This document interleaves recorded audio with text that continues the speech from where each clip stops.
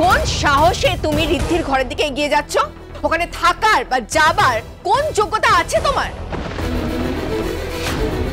আপনার এই জেঠিমাটা আচ্ছা একটা মানুষ আছে, কি অদ্ভুত মহিলা সত্যি। আমি যতবারই এ বাড়িতে আসি ততবারই এনার যোগ্যতা নিয়ে কিছু না কিছু প্রশ্ন থাকে। আমি বুঝতে পারছি না ম্যাডাম, হঠাৎ কি এমন হলো যে আপনি আমার উপর এরকম রেগে উঠলেন? কি দোষ কি আমার? তোমার দোষ গুণে শেষ করা যাবে না খড়ি। তার আগে তুমি আমাকে বলো, তোমার মতো একটা মেয়ে কোন অধিকারে আমার ঋদ্ধির সাথে থাকবে? স্ত্রীর অধিকার।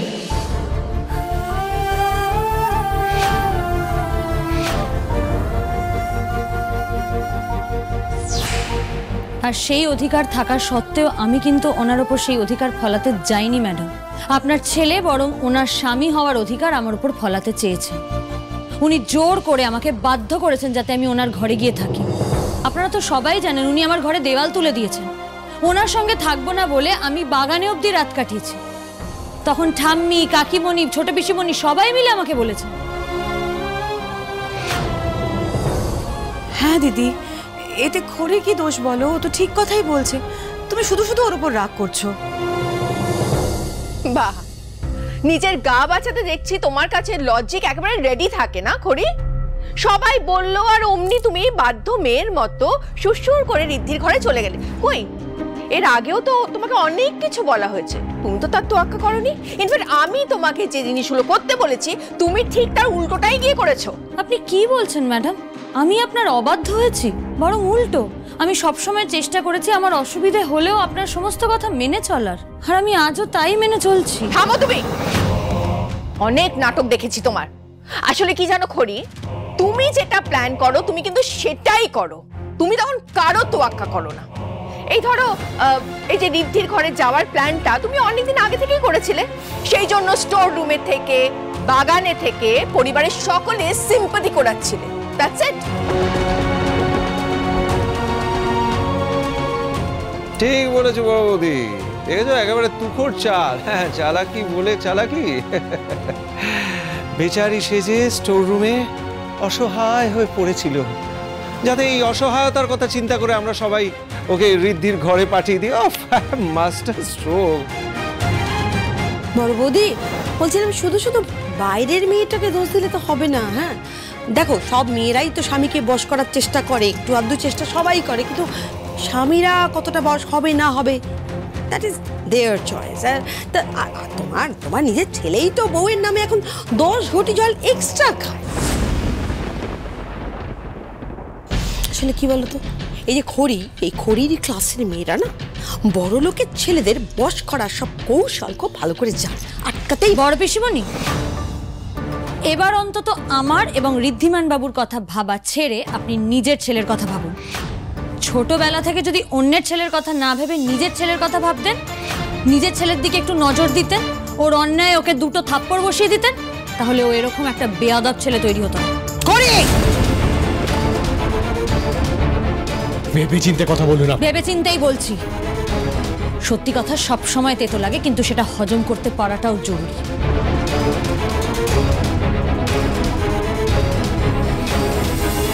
I really don't understand. How dare you? তুমি আমার ছেলের দিকে আঙুল তুলছো কোন সাহস? কি করেছো? ও যদি কোনো অন্যায় করে থাকে তাহলে তার প্রায়শ্চিত্ত করেছে, ও দুদিকে বিয়ে করেছে। প্রায়শ্চিত্ত তখন হয় যখন মানুষ নিজের ভুল বুঝতে পারে এবং সেটা শুধরে নেয়। আপনার ছেলে ভুল বোঝা তো দূরের কথা, ও 7 জন্মেও শুধরবে না।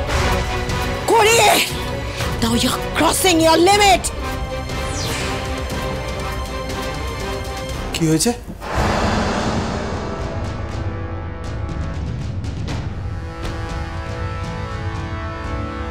আস্তে কথা বলুন বড় পিসিমণি। আমি চাইলেই কিন্তু আপনার ছেলের কুকীর্তির কথা বাড়ির প্রত্যেককে বলে দিতে পারি, আর আপনার ছেলে যে এখনো তলে তলে কি শয়তানি করে চলেছে সেটা আমার মনে হয় আপনিও জানেন, তাই একটু শান্ত থাকুন। না হলে আপনার ছেলের মাথার ওপর এই ছাদটাও কিন্তু থাকবে না। দাদু ঠাম্মি এখনো কিচ্ছু জানেন না। ওনারা যদি একবার জানতে পারেন তাহলে রাহুলকে কিন্তু মাথা নিচু করে এই বাড়ি থেকে বেরিয়ে যেতে হবে। মানে রাহুল আবার কি করেছে? কি হয়েছে করি বলো? কি হয়েছে কি হয়েছে সেটা আপনি রাহুলকেই জিজ্ঞেস করুন, ওই সব থেকে ভালো বলতে পারবে। কি দরকার পুরনো কাসুন্দি ঘাটার? এখন তো এইসব কথার তো মানে নেই না। সকাল সকাল অশান্তি হচ্ছে। মম, কি হচ্ছে এটা? কি এটা? কেন অশান্তি করছো? তুই আমাকে বলছিস কেন? ও আমাকে শাসাচ্ছে, থ্রেট করছে। ও বলছে তোকে এ বাড়ি থেকে বের করবো। ও এসে ও এত মম, এইদিকে এসো, এইদিকে এসো, এইদিকে এসো। লিসেন টু কি হচ্ছে এটা? কি এটা? আর ম্যাডাম, আমি আপনার ছেলের ঘরে থাকি বা না থাকি, আমার জিনিসপত্রগুলো তো ওনার ঘরেই আছে, তাই সেগুলো আমাকে আনতে যেতেই হবে।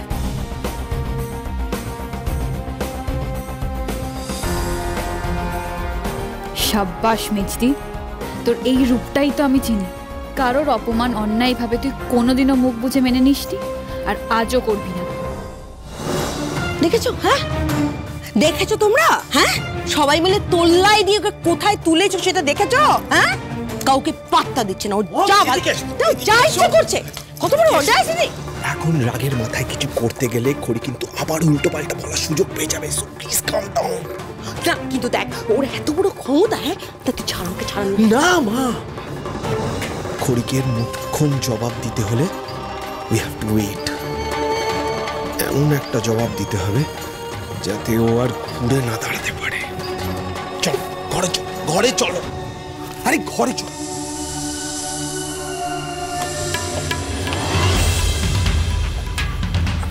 দেখেছো প্রভুদি, দেখেছো তোমার বড় মামাকে? দেখেছো কারোর কথার ভাব ও সহ্য হয় না, জীব তো নয়, একেবারে টিনের করা। তবে পারমিতা দিকে কথা শোনাতে গিয়ে না ওই মেয়েটার ফলে তুমি অনেক কথা বলে ফেলেছো, এতে ও মাথায় চড়ে বসেছে। না প্রসূন, আমার সামান্য ভালো ব্যবহারে ও যে এইভাবে সুযোগ নেবে সেটা আমি ভাবতেও পারিনি। তবে ওই মেয়েটাকে একা দোষ দিলে তো চলবে না, কারণ ঋদ্ধিও সমান দোষী।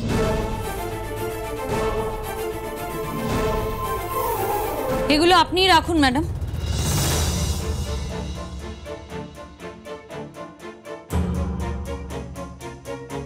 এসব কি? আপনার আমাকে দেবার শাড়ি এবং গয়না।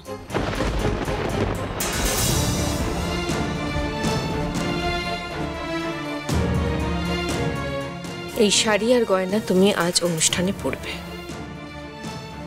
কারণ সিংহরায় পরিবারের বড় বউকে এই সাজি মানানো। এগুলো আমাকে দিচ্ছ কেন? কেন নিয়ে এসেছো এগুলো? কারণ আপনাদের বড়লোকদের খেয়াল সত্যি অদ্ভুত ম্যাডাম। যখন আপনার মনে হয় যে আমি এই বাড়ির যোগ্য বউ, তখন আপনি আদর যত্ন করে আমার হাতে শাড়ি গয়না তুলে দেন। আবার আপনার যখন মনে হয় যে আমি এই বাড়ির যোগ্য নই, তখন আমার অধিকার কেড়ে নিতে, আমার মান সম্মান ধুলোয় মিশিয়ে দিতে আপনার এক মুহূর্তও সময় লাগে না। তখন আপনি এমন ভাব করেন ম্যাডাম যে আমার থেকে খারাপ মানুষ বোধহয় এই পৃথিবীতে আর কেউ নেই।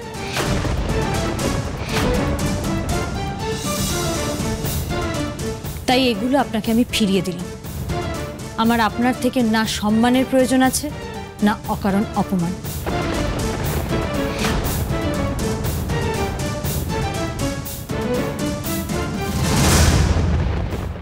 এতদিনে একদম ঠিক কাজ করেছিস। এবার এই বড় লোকগুলো বুঝুক, ইট মারলে পাটকেলি কিন্তু খেতে হবে। আর শুনুন, আপনার ছেলেকে বশ করার কোনো ইচ্ছে বা রুচি কোনোটাই আমার নেই। আমায় আজ দিদি দিরাগমনে যেতেই হবে। আপনার ছেলেকে আমি আঁচলে বেঁধে নিয়ে যাচ্ছি না। উনি কি করবেন না করবেন সেটা সম্পূর্ণ ওনার সিদ্ধান্ত।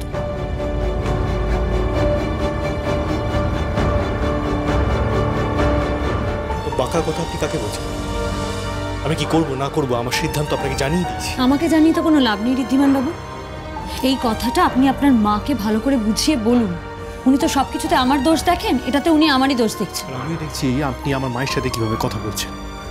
আপনি তো নিজেকে এটা করে খুব বড় মনে করছেন। তবে হিসেব কিন্তু ঋদ্ধিমান সিংহরায় তুলে রাখছে। সুদে আসলে আপনি সবটা ফেরত পাবেন।